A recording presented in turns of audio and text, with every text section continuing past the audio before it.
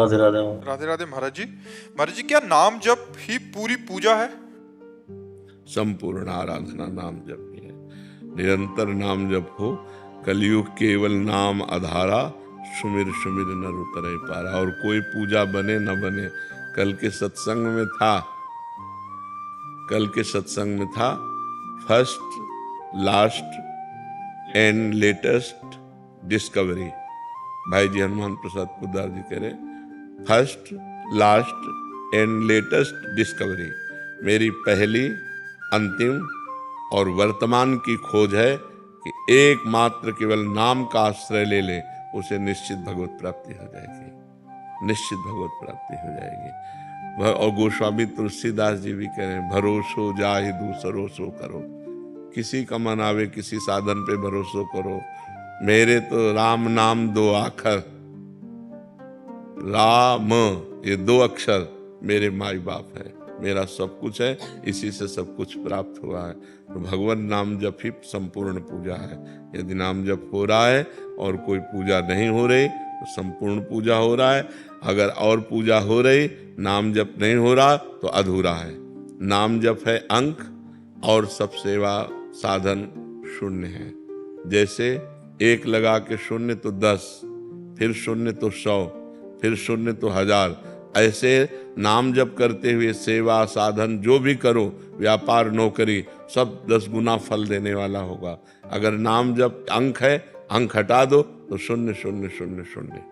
समझ पा रहे हो? इसलिए संपूर्ण सेवा पूजा भजन नाम है। अगर नाम जप हो रहा, इससे बड़ी कोई पूजा नहीं, इससे बड़ा कोई यज्ञ नहीं, इससे बड़ा कोई तीर्थ स्थान नहीं, इससे बड़ा कोई दान नहीं। सब कुछ यही है नाम जप। नाम के समान नाम ही है, इसकी समानता में दूसरा कोई नहीं है।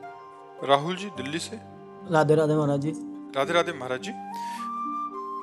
महाराज जी, आप लिख रहे हैं कि ये सबका सामान्य प्रश्न भी है कि दुख की पीड़ा से बाहर नहीं आया जाता। महाराज, इसका क्या कारण होता है कि जैसे वो बहुत समय लग जाता है वापिस आने में? महाराज जी, विवेक की कमी और मन का मलिन होना।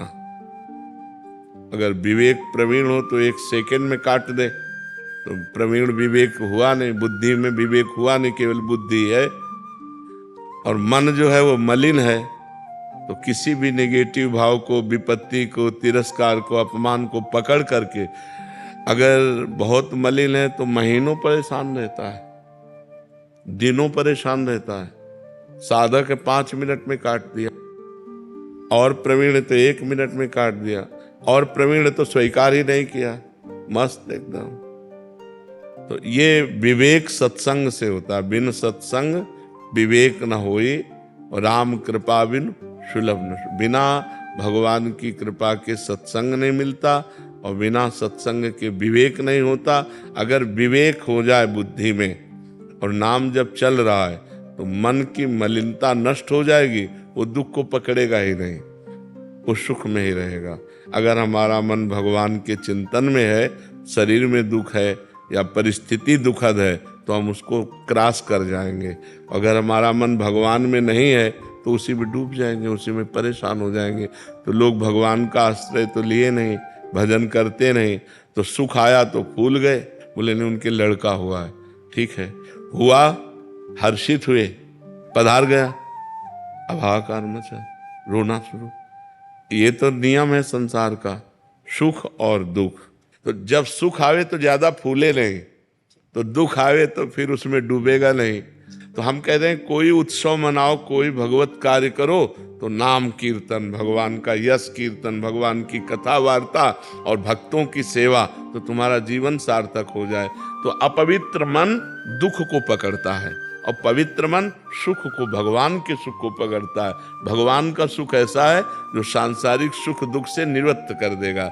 अब जैसे कोई लाभ मिला तो तत्काल विवेक काम करता है, इतने से क्या होगा और ये कितने दिन टिकेगा, तो उसमें फूलन नहीं होती। नहीं तो संसारिक आदमी एकदम फूल जाता है, अरे लाभ मिल गया, अच्छा हानि हुई, कितनी देर टिकेगी? जब सुख नहीं टिका तो ये कितनी देर टिकेगी? हम डटकर इससे लड़ते हैं, और इस विपत्ति से, इस दुख से, इस हानि से हम परास्त नहीं होंगे, क्योंकि विवेक काम कर रहा है। और विवेक सत्संग और नाम जप से होता है। तो नाम जप और सत्संग करो, जिससे तुम्हारा मन पवित्र रहे, दुख का स्पर्श न करे। दुख जो है वो माना हुआ है, दुख है नहीं, दुख माना जाता है, दुख की मान्यता है, नहीं तो दुख है नहीं। सुख है, सुख है। जैसे एक पानी गिरा तो किसान को सुख हो गया और कुम्हार को दुख हो गया, उसके सारे बर्तन भीग गए, जो कच्ची मटकी थी सब फैल गई उसको। तो सुख और दुख अपनी मान्यता के अनुसार है। एक की मान्यता खेती लहला रही तो सुखी हो गया, एक के बर्तन सब मिट्टी के थे वो सब फूट गए पानी गिरने से, वो दुखी हो गया। तो दुख और सुख, एक ही वर्षा एक को दुख दे दी एक को सुख दे दी, तो मान्यता हुई ना। अपनी मान्यता बिगड़ गई, अपनी मान्यता बन गई तो सुख और दुख का ये कोई शाश्वत सुख नहीं है। शाश्वत भगवान का सुख है। यदि हम नाम जप करें, सत्संग सुने और भगवान के भरोसे हो जाएं तो हम सुख दुख से निपट सकते हैं, नहीं तो पीस डालता है आदमी। इतना दुखी हो जाता है कर लेता है। देखो ना, हार जाने पर, फेल हो जाने पर, या किसी भारी समस्या में या ब्लैकमेल हो जाने पर आदमी जब दिमाग काम नहीं करता तो फिर उसे कर लेता है। तो हमें लगता है कि हमें सत्संग के द्वारा अपने विवेक को बढ़ाना चाहिए, जिससे हम ऐसी परिस्थितियों से निकल पाएं। अगर हम ना निकल पा रहे हैं तो हमको विज्ञ जनों के पास जाना चाहिए, संतों के पास जाना चाहिए, वहाँ अपनी समस्या रखनी चाहिए, उससे निकलने का उपाय पूछना चाहिए। डूबना नहीं चाहिए, उसको पकड़ के नहीं बैठ जाना चाहिए कि अब क्या होगा, अब तो सब बेकार हो गया। नहीं, ऐसा नहीं, कोई ना कोई रास्ता भगवान निकालेंगे जिससे फिर हमारे जीवन में प्रकाश आएगा, फिर हम आनंद को प्राप्त होंगे। दीपक जी फरीदाबाद से। राधे राधे महाराज।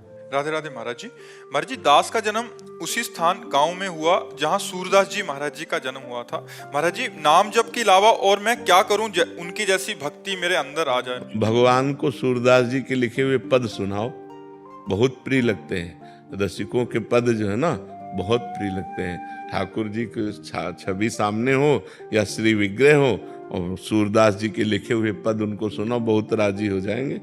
नाम जप करो और पद सुनाओ ठाकुर जी को, बहुत जल्दी प्रसन्न हो जाएंगे। रोज पद सुनाने जाते थे श्री सूरदास जी श्रीनाथ जी को।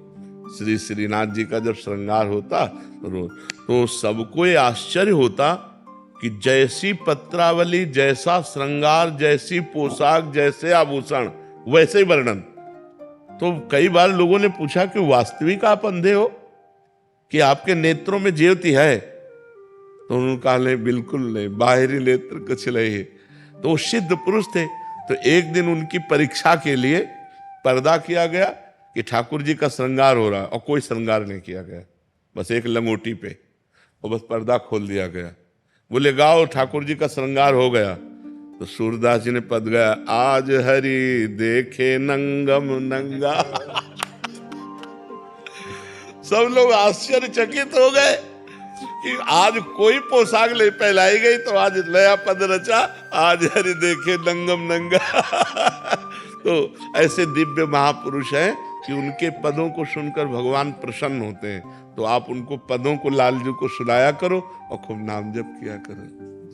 जतिन जी न्यू दिल्ली से। श्री हरिवंश गुरुदेव। श्री रमेश महाराज जी, आपके प्रश्न का भाव है कि आपने आपके श्रीमुख से सुना था कि अगर आपके हृदय में प्रभु की याद आ रही है या एक बूंद भी आंसू आ रहे हैं तो प्रभु ने आपको याद किया है, वो आपके लिए ऐसे आंसू बहा रहे हैं, तब जाके आपको ऐसा भाव भी आया। तो महाराज इसका क्या? इसका भाव हमें कहने का ये था कि जैसे हम कृष्ण बोले तो कृष्ण कृपा से ही कृष्ण बोले, जो कृष्ण नाम है वही कृष्ण है। तो हमारी जिह्वा में यदि कृष्ण आया तो श्री कृष्ण हम पर कृपा किए हैं, तब कृष्ण नाम आया है।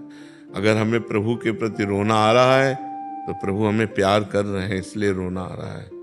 अगर हम प्रभु के लिए व्याकुल हैं तो प्रभु हमसे मिलने के लिए व्याकुल हैं। हम प्रभु के मार्ग में चल रहे हैं तो प्रभु हमें चला रहे हैं, इसलिए हम चल पा रहे हैं। तो सर्वस्व कृपा ही है, सर्वत्र कृपा ही है, सर्वस्व कृपा ही है। भक्त का सर्वस्व कृपा ही है। भगवान की कृपा से मार्ग में आना, भगवान की कृपा से नाम जप होना, भगवान की कृपा से संत जन मिलना, भगवान की कृपा से भगवत कथा वार्ता मिलना, भगवान की कृपा से ही भगवान के चिंतन में डूबना, ये सब कृपा से ही है। ये भाव कहने का है।